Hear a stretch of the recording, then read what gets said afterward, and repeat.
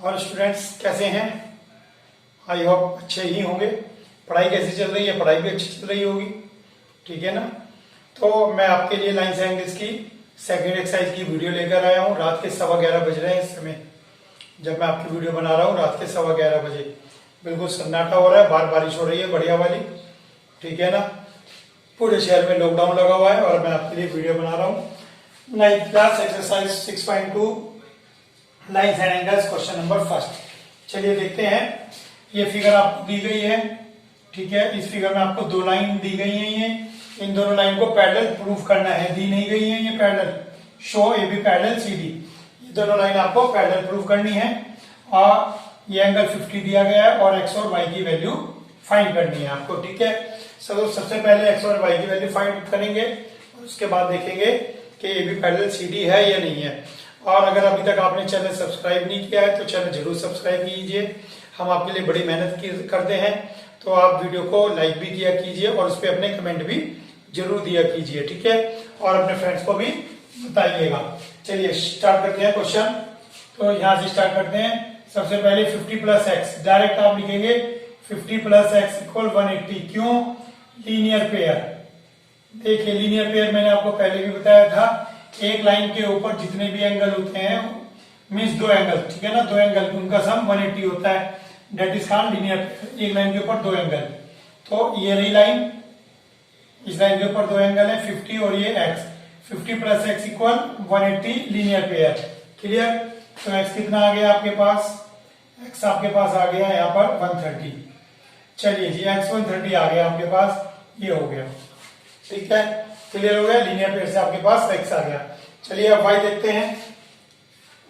Angle y, angle y कितना होगा? 130। Angle y equal होगा 130। क्यों होगा 130? वर्टिकली अपोजिट, ठीक है ना। Angle y equal 130 vertically opposite बताया था। जब दो लाइनें क्रॉस करती हैं तो उनके आमने सामने के एंगल अपोजिट एंगल, तो अपोजिट एंगल y इक्वल 130। तो y कितना आ गया? 130। x कितना आ गया? 130। दोनों आ गए, x भी 130 आ गया, y भी 130 आ गया। अब आप लिखेंगे x equal y equal 130 now, ठीक है ना। इससे और इससे क्या पता लगा? यहां से हमें पता लगा कि x और y दोनों ही 130 हैं। अच्छा देखिए क्या कोई रिलेशन है दोनों में? फिगर देखिए, अल्टरनेट एंगल, ठीक है ना। लेकिन अल्टरनेट एंगल कब होते हैं? जब लाइंस पैरेलल दी गई हो। यहां तो लाइन पैरेलल नहीं है, पैरेलल प्रूफ करनी है, ठीक है ना। तो हम यहाँ पे अल्टरनेट एंगल नहीं लिखते, लेकिन प्रॉपर्टी ऑफ अल्टरनेट एंगल ही चलेगी। x equal y equal 130, hence by the property of alternate angle. Alternate angle की प्रॉपर्टी से क्या हुआ? A B parallel C D, ठीक है ना। जब x और y आपको दिखाना, जब ये दोनों लाइन पैरेलल दी गई थी तो आप लिखते हैं x equal y alternate angle. लेकिन अब आपके पास एंगल इक्वल है और लाइन पैरेलल्स नहीं है, तो आप ऐसे में लिखते हैं bye the property of alternate angle. कहते हैं अल्टरनेट एंगल की प्रॉपर्टी लगाओ। वो क्या कहती है? ये दोनों एंगल इक्वल होंगे अगर ये दोनों पैरेलल है, और अगर ये दोनों एंगल इक्वल है तो ये दोनों पैरेलल भी होंगी, ठीक है। तो bye the property of alternate angle, alternate angle की प्रॉपर्टी क्या लगाई कि ये दोनों एंगल इक्वल आ गए, हेंस ये दोनों पैरेलल। बहुत सिंपल क्वेश्चन है और मैं आपसे रिक्वेस्ट करूंगा कि आप जो है कॉपी और पेन लेकर बैठे और इन क्वेश्चन को आप करते रहिए। केवल यही ना हो कि आप वीडियो देखिए और आपको लगे कि क्वेश्चन बहुत आसान है, मजा आ गया, समझ में आ गया। जब तक आप क्वेश्चन को हाथ से एक दो बार नहीं करते हैं तो कॉन्फिडेंस नहीं आता है, ठीक है। तो आप इसको नोट डाउन जरूर करें। चलिए चलते हैं सेकंड क्वेश्चन की तरफ।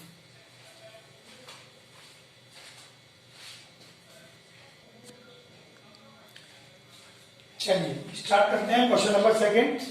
क्वेश्चन नंबर सेकंड में देखिए आपके पास तीन लाइन है, A B parallel C D parallel E F, और एक ये ट्रांसवर्सल है, ठीक है। ये लाइन ट्रांसवर्सल है और इसमें तीन एंगल दिए गए हैं आपको एक्स वाई जेड, ठीक है, एक्स वाई जेड, जिसमें वाई जेड का रेशो 3:7 दिया गया है।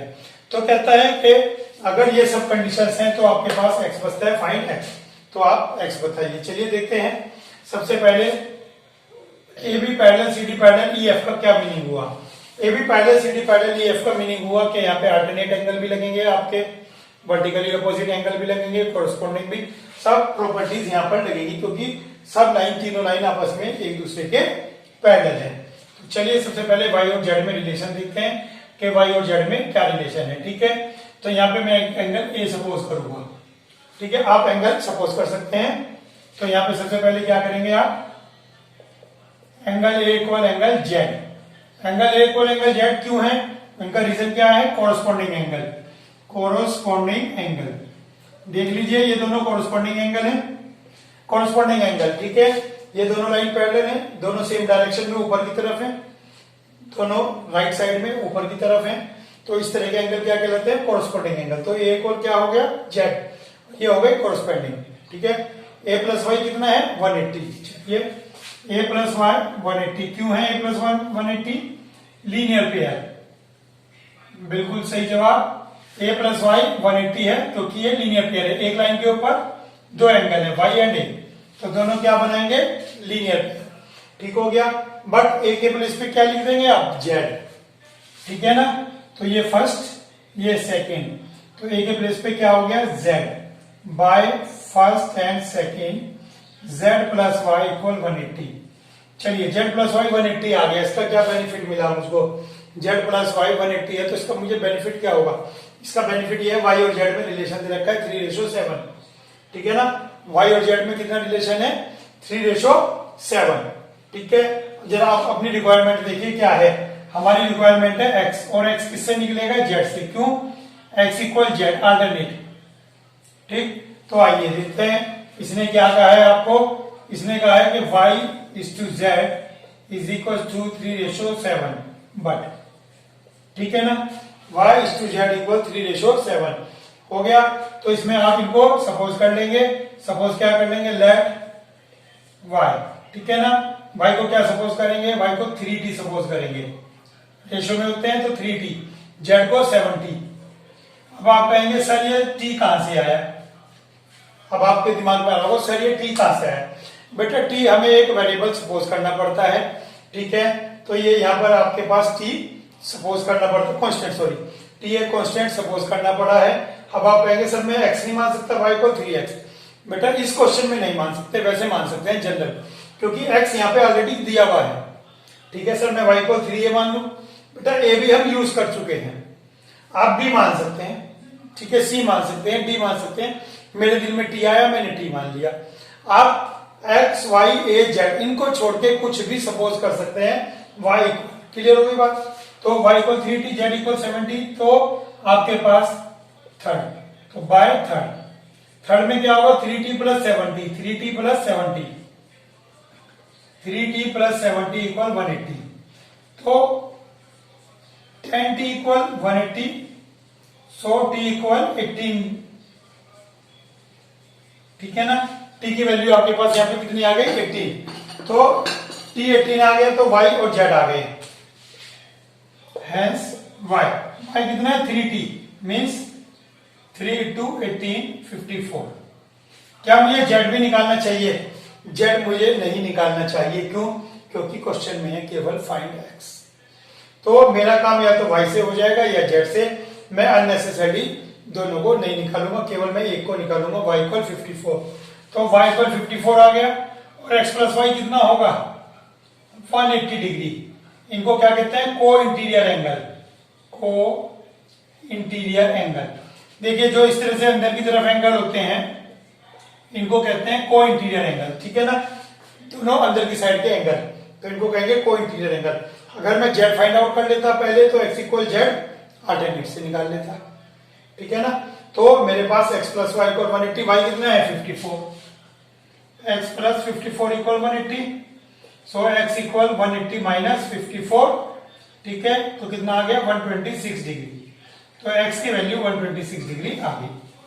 ठीक है, क्वेश्चन बहुत सिंपल है, केवल आपके पास दिमाग में क्लियर होना चाहिए अल्टरनेट एंगल क्या होते हैं, लीनियर क्या होता है, कोरस्पोंडिंग क्या होते हैं। अगर आपको ये नहीं आते हैं तो मैं आपको ये कहूंगा पहले इन चीजों को समझें। इसके लिए आप मेरी एक्सरसाइज 6.1 की वीडियो देख सकते हैं, उसमें पहले ये सारी बातें क्लियर की गई हैं। ठीक है, तो मैं आपको यही रिक्वेस्ट करूंगा, अगर आपको कोरस्पोंडिंग लीनियर एंगल, को इंटीरियर, इनके बारे में नहीं पता है तो पहले इनको कंफर्म कीजिए, नहीं तो आपको चैप्टर पढ़ के सब कुछ वीक वीक रहेगा। ठीक है, तो चलिए फिलहाल आप इसकी प्रैक्टिस करिए। हम करते हैं क्वेश्चन नंबर 3।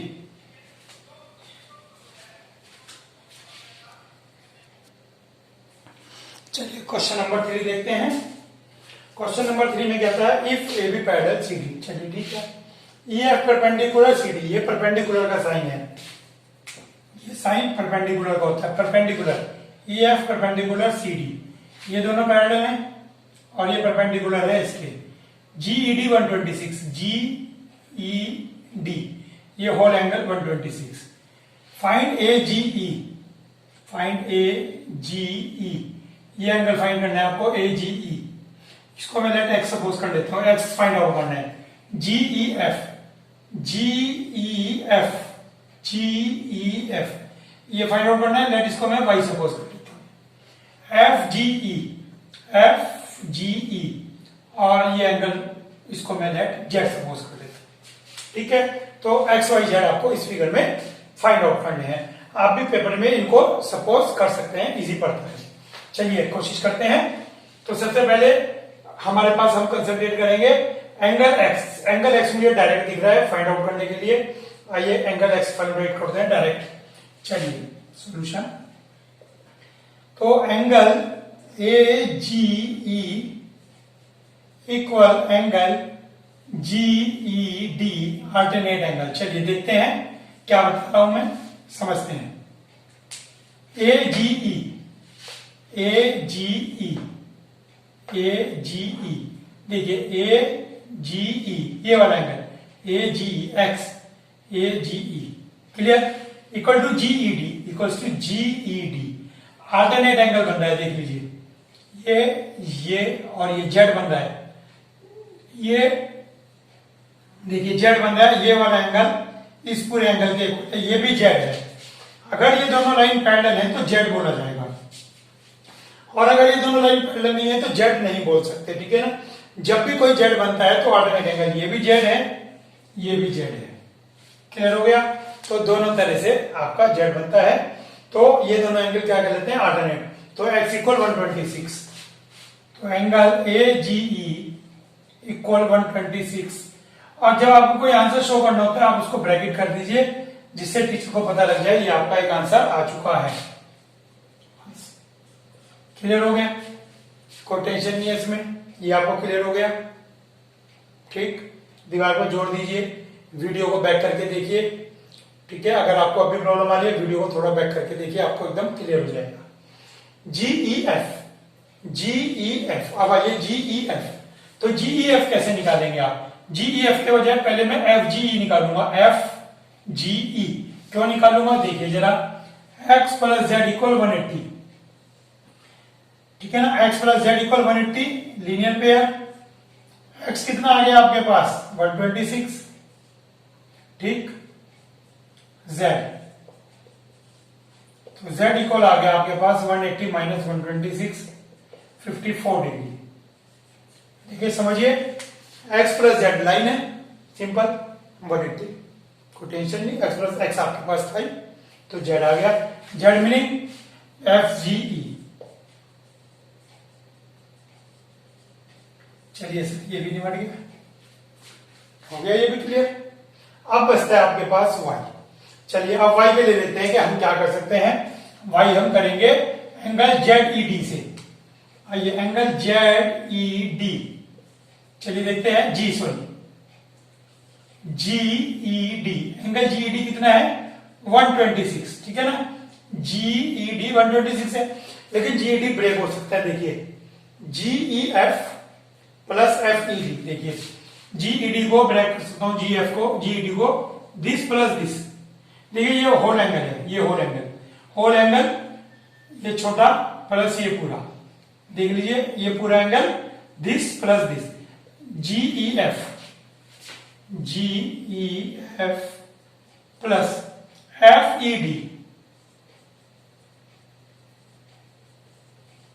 और एफ ई डी कितना दे रखा है 90, देखिए 90 दे रखा है, परपेंडिकुलर मीन्स 90।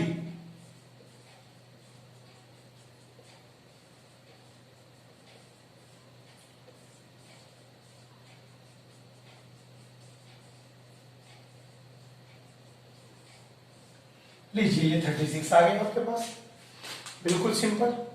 ठीक है, पहले वाला अल्टरनेट से आ गया, दूसरा लीनियर पेयर से आ गया x प्लस जेड, और तीसरा y प्लस 90 इक्वल 126, तो y इक्वल 36। जब ये आपके पास तीन आंसर आ जाए तो आपको क्या करना होता है, आपको ये आंसर बाद में भी शो करना होता है। जब क्वेश्चन खत्म हो गया, बाद में angle this equal this, angle this equal this, angle this equal this, तीनों को शो कर दीजिए और आंसर, तीनों आंसर एक साथ आपके आ जाएंगे। ठीक है, क्लियर हो गया ये आप, और प्रैक्टिस हर क्वेश्चन की आप करते चलिए। चलिए चलते हैं नेक्स्ट क्वेश्चन की तरफ, क्वेश्चन नंबर 4। चलिए करते हैं अपना क्वेश्चन नंबर 4। क्वेश्चन नंबर 4 में क्या दिया गया है, क्वेश्चन नंबर 4 में दिया गया P Q parallel S T, P Q parallel S T, और ये दो एंगल दिए गए हैं, कह रहा है angle Q R S find करिए, दिस एंगल, छोटा सा एंगल क्यू आर एस, ये एंगल फाइंड आउट करना है। क्लियर हो गया, तो इसके अंदर कंस्ट्रक्शन करेंगे आप, कंस्ट्रक्ट, पहले मैं लिख देता हूं फिर बताता हूं, construct A B parallel to P Q parallel to S T passing through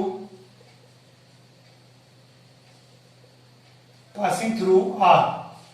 ठीक है, आर से जाने वाली एक लाइन ड्रॉ करिए ए बी, आर से जाने वाली एक लाइन ए बी ड्रॉ करिए जो पी क्यू के भी पैरेलल हो और एस टी के भी पैरेलल हो, पी क्यू के भी और एस टी के भी।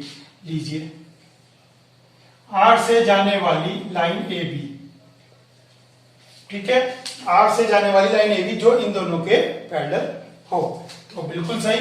चलिए इनको हम लेट सपोज कर लेते हैं एक्स वाई जेड। ठीक है, ये एक्स वाई जेड आपने सपोज कर लिए। चलिए करते हैं angle P Q R plus angle x equal 180 को इंटीरियर एंगल, को इंटीरियर एंगल या सम ऑफ को इंटीरियर एंगल्स। देखिए क्या कहा मैंने, ये प्लस ये 180, आपको ये पहले भी बताया था कि इन दोनों एंगल का सम 180 होगा, क्योंकि ये दोनों एंगल क्या कहलाते हैं, को इंटीरियर।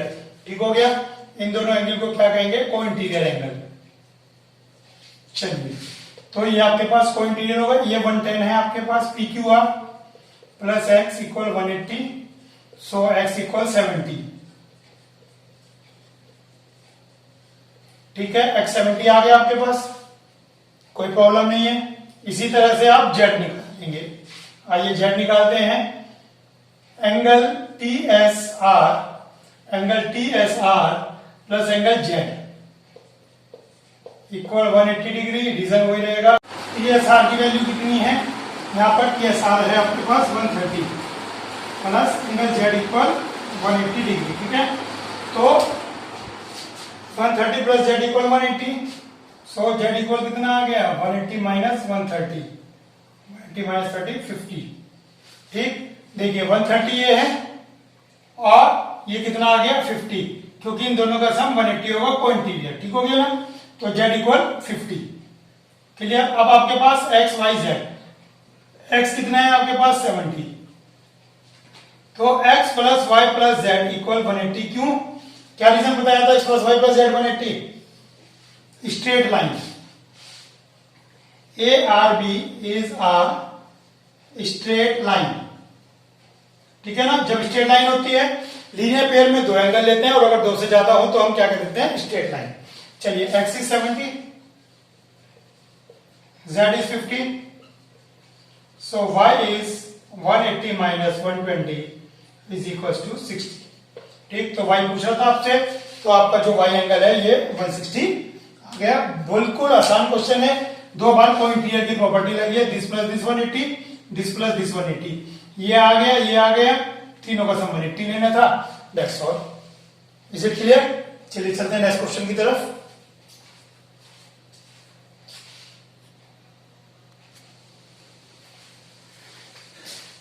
चलिए देखते हैं क्वेश्चन नंबर 5। क्वेश्चन नंबर 5 में A B parallel C D दिया है, ये एंगल आपको 50 दिया है, angle A P Q, angle P R D 127 दिया है, और ये y है और ये x, और x और y फाइंड आउट करने, जबकि ये दोनों लाइन पैरेलल है। चलिए देखिए बहुत इजी क्वेश्चन है।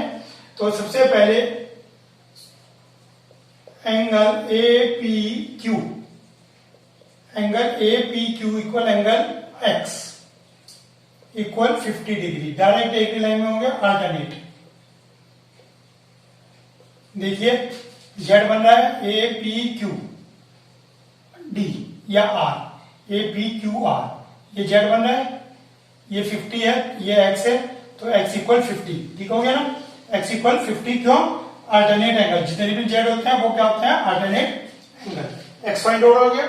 चलिए अब देखते हैं वाई। वाई के लिए भी अल्टरनेट एंगल लग रहा है, angle A P R equal angle P R D. चलिए देखते हैं क्या कहा मैंने, ए पी आर, देखिए A P R, A P R, A P R, ये वाला इस एंगल के इक्वल है पी आर डी के। देख लीजिए ये कितना है 50 प्लस 5, ये कितना है 127, देख लीजिए क्लियर। तो 50 प्लस 5, देखिए क्वेश्चन ज्योमेट्री के बड़े इजी होते हैं, बशर्ते कि आपको थोड़ा सा लॉजिक क्लियर हो, थोड़ा सा दिल लगाएं क्वेश्चन में। इन क्वेश्चन में आपको मन लगाना पड़ता है, दिल लगाना पड़ता है, दिल लगाएंगे तो एकदम हो जाएगा, ठीक है। तो बहुत इजी क्वेश्चन थे, कुछ भी नहीं है ज्यादा। चलिए चलते हैं लास्ट क्वेश्चन, 6 क्वेश्चन की तरफ। चलिए लास्ट क्वेश्चन करते हैं, question number 6।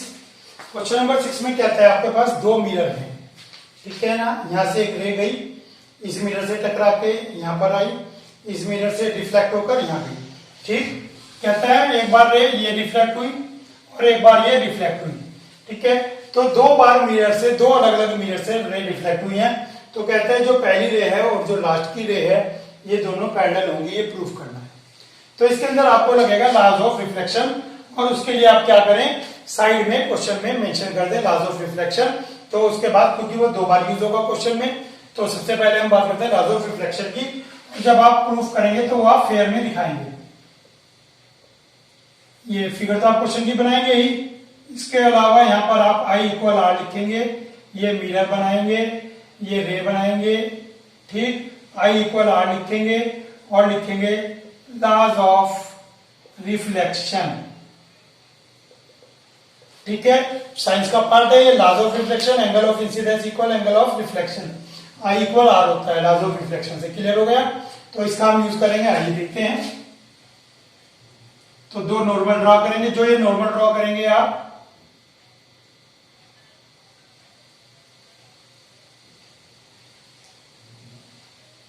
P Q R S हो गए सी टी। तो इनको हम मेंशन करेंगे कंस्ट्रक्शन में, कंस्ट्रक्शन में B O perpendicular P Q and C T perpendicular R S.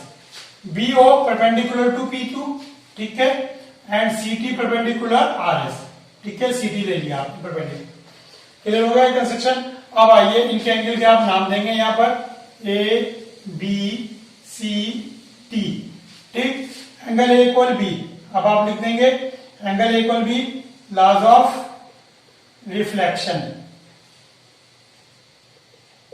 Angle C equal D laws of reflection, A equal B laws of reflection. ये ray आई incident और ये reflected ray, reflect हो गई, angle A equal B. अब ये incident है और ये रिफ्लेक्टेड है, सी इक्वल डी। क्लियर हो गया यहां तक। अब बी इक्वल सी है, क्यों है, अल्टरनेट। देखिए जेड बन रहा है, देखिए ये वाला बन रहा है एंगल बी और सी, तो angle B equal C alternate angle, ठीक हो गया। तो क्या पता लगा, A equal B, B equal C, C equal D, as A equal B equal C equal D equal x. Let suppose कर लीजिए इसको, एक्स सपोज कर लीजिए चारों को। इसका बेनिफिट बहुत मिलेगा, सबसे इजी मेथड बता रहा हूं मैं आपको, इसको दिमाग में बिठा लीजिए। इन चारों एंगल को, क्योंकि चारों को ना, चारों को एक्स सपोज कर लीजिए, देखिए आंसर एकदम आ गया बस। अब एंगल एबीसी निकाल लीजिए, एंगल एबीसी, एंगल एबीसी कितना है, A plus B, A plus B means x plus x, 2x। अब एंगल आप बीसीडी निकाल लीजिए, बीसीडी कितना है, C plus D, C plus D, C plus D भी कितना है, x plus x, 2x। Question खत्म हो गया। देख लीजिए एबीसी, एबीसी, ये पूरा एंगल, ये पूरा एंगल कितना आ गया, 2x, ये पूरा एंगल कितना आ गया, 2x, ये भी 2x, ये भी 2x, तो अल्टरनेट एंगल देख लीजिए, ये भी अल्टरनेट एंगल लग रहा है, ठीक है ना। ये भी 2x है, ये भी 2x है, तो ये अल्टरनेट एंगल लग रहा है। ठीक हो गया, 2x 2x। तो हेंस ABC इक्वल BCD, ये दोनों इक्वल आ गए। हेंस क्या बताया था पीछे, bye the property of alternate angle, यहां पे प्रॉपर्टी लिखेंगे, bye the property of alternate angles AB parallel CD। AB parallel CD आ गया bye the property of alternate angle. जब ये दोनों एंगल इक्वल हैं तो ये दोनों पैरेलल होंगी, वाइस वर्सा। वाइस वर्सा का मतलब होता है इसका उल्टा, और इसका उल्टा क्या होता है कि ये दोनों एंगल हैं इक्वल तो ये दोनों पैरेलल होंगी, और ये दोनों पैरेलल हैं तो ये दोनों एंगल इक्वल होंगे। ठीक है, तो हमने क्या कहा, ये दोनों एंगल इक्वल है, तो इसका मतलब क्या होगा, bye the property of alternate angle ये इस लेके पैरेलल होगी। देख लीजिए, ये प्रूव करना था। कितना इजी है क्वेश्चन। अगर आपको अब भी इस क्वेश्चन में डाउट है तो आप कुछ नहीं, वीडियो को बैक करें और उसको देखें, आपको बिल्कुल क्लियर हो जाएगा। कभी भी किसी क्वेश्चन में डाउट हो तो उस वीडियो को आप 2-3 बार जरूर देखें, तो वो डाउट क्लियर हो जाते हैं। क्योंकि क्लास में भी आप क्या करते हैं, नहीं समझ में आता है तो टीचर से दोबारा पूछते हैं, टीचर उसी बात को दोबारा आपको बताता है तो आपको क्लियर हो जाती है। ठीक है, तो आज के लिए इस वीडियो में इतना ही, और नेक्स्ट वीडियो का इंतजार कीजिए, उसके अंदर हम आपको 6.3 बताएंगे। आज के लिए इतना ही, थैंक यू।